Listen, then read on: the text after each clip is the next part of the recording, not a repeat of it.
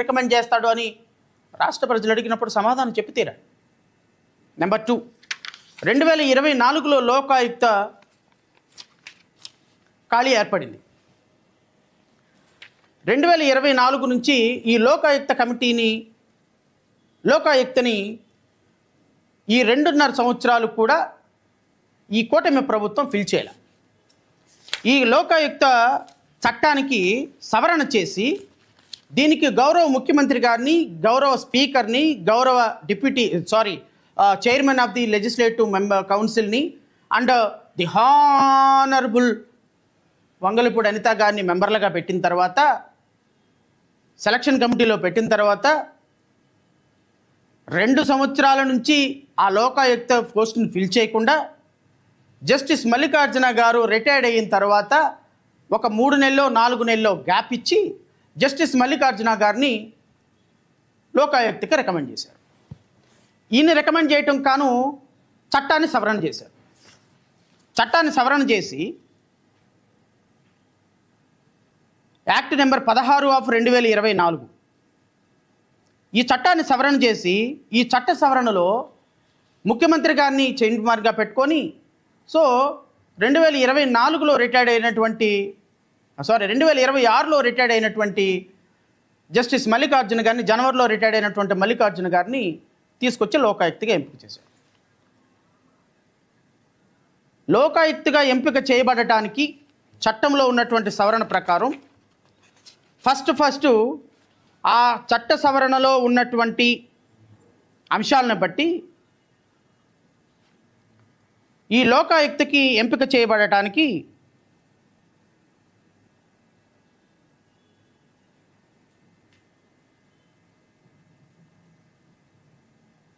రెండు ప్రధానమైనటువంటి క్వాలిఫికేషన్స్ ఉన్నాయి. Number 1, he must be A chief justice of any high court. ఒక ప్రధాన న్యాయమూర్తి లేదా న్యాయమూర్తి.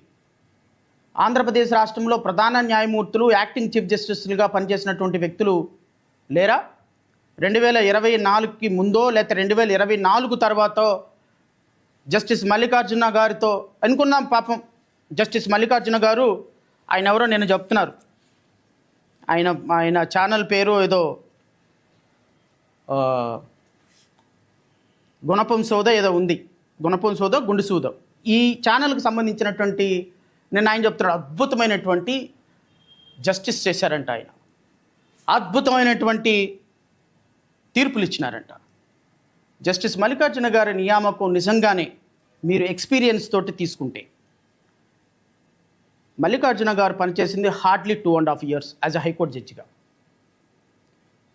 జస్టిస్ మల్లికార్జునరావు గారితో పాటుగా రిటైర్డ్ అయినటువంటి జస్టిస్లు, 14 సంవత్సరాలు పనిచేసినటువంటి జస్టిస్లు, 13 సంవత్సరాలు పనిచేసినటువంటి జస్టిస్లు, 7 సంవత్సరాల సీనియారిటీ ఉన్నటువంటి జస్టిస్లు, 12 సంవత్సరాల సీనియారిటీ ఉన్నటువంటి జస్టిస్లు, 4 జస్టిస్లు ఉన్నారు.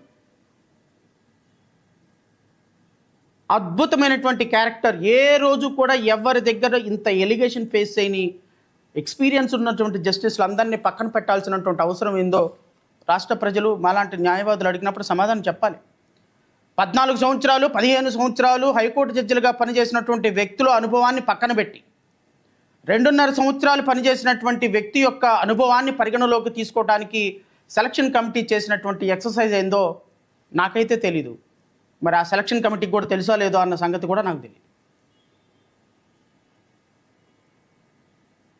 కాన్స్టిట్యూషనల్ కోర్టులో 15 సంవత్సరాలు న్యాయమూర్తులుగా పనిచేసి అదే పీరియడ్లో 2026, 23, 24, 25లో రిటైర్డ్ అయినటువంటి వ్యక్తుల్ని అప్పటి ప్రధాన న్యాయమూర్తి, ఆంధ్రప్రదేశ్ హైకోర్టు ప్రధాన న్యాయమూర్తి రికమెండ్ చేసినా కూడా ఆయన అపాయింట్మెంట్ని పక్కన పడేసి ఈయన రిటైర్డ్ అయ్యేంత వరకు ఆగటానికి కారణం ఏంటో ఖచ్చితంగా రాష్ట్ర ప్రజలకు చెప్పాలి. ఒకవేళ మీరు ఎక్స్పీరియన్స్నే ప్రామాణికంగా తీసుకుంటే, రాజ్యాంగ స్ఫూర్తినే ప్రామాణికంగా తీసుకుంటే, ఈయన కంటే కూడా అద్భుతంగా పనిచేసిన 14, 13 సంవత్సరాలు పనిచేసినటువంటి వ్యక్తుల్ని అప్పటి చీఫ్ జస్టిస్ రికమెండ్ చేసిన సందర్భం కూడా ఉన్న సందర్భంలో మీరు వాళ్ళని పక్కన ఎందుకు పెట్టారో ముఖ్యమంత్రి చంద్రబాబు నాయుడు ఖచ్చితంగా రాష్ట్ర ప్రజలకు సమాధానం చెప్పి తీరాలి కదా.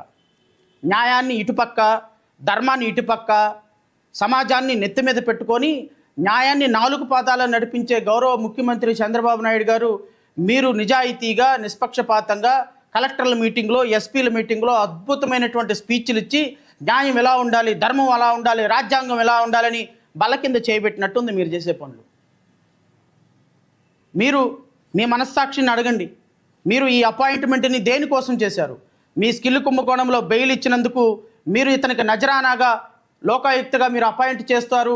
చట్టాన్ని సవరణ చేసి చీఫ్ జస్టిస్ ఆఫ్ ఇండియా వేరే వాళ్ళని రికమెండ్ చేసిన 14-15 సంవత్సరాల ఎక్స్పీరియన్స్ ఉన్న మాజీ జస్టిస్ని పక్కన పడేసి, యాక్టింగ్ చీఫ్ జస్టిస్లుగా పనిచేసిన వాళ్ళని పక్కన పడేసి, మీరు ఈ రోజున 2.5 సంవత్సరాలు జడ్జిగా పనిచేసినటువంటి ఒక వ్యక్తికి మీరు లోకాయుక్త ఉన్నటువంటి అత్యున్నతమైన పదవిని ఇవ్వటానికి కారణం మీ స్కిల్ కుంభకోణంలో మీకు బెయిల్ ఇచ్చినందుక అనేటువంటి ప్రశ్న వచ్చినప్పుడు దీనికి మీరు సమాధానం రాష్ట్ర ప్రజలకు చెప్పి తీరాలి, సామాన్య ప్రజలకు చెప్పి తీరాలి, న్యాయవాదులకు చెప్పి తీరాలి.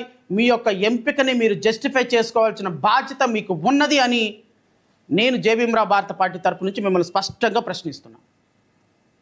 ఇంకా కొంచెం లోతుకెళ్తా.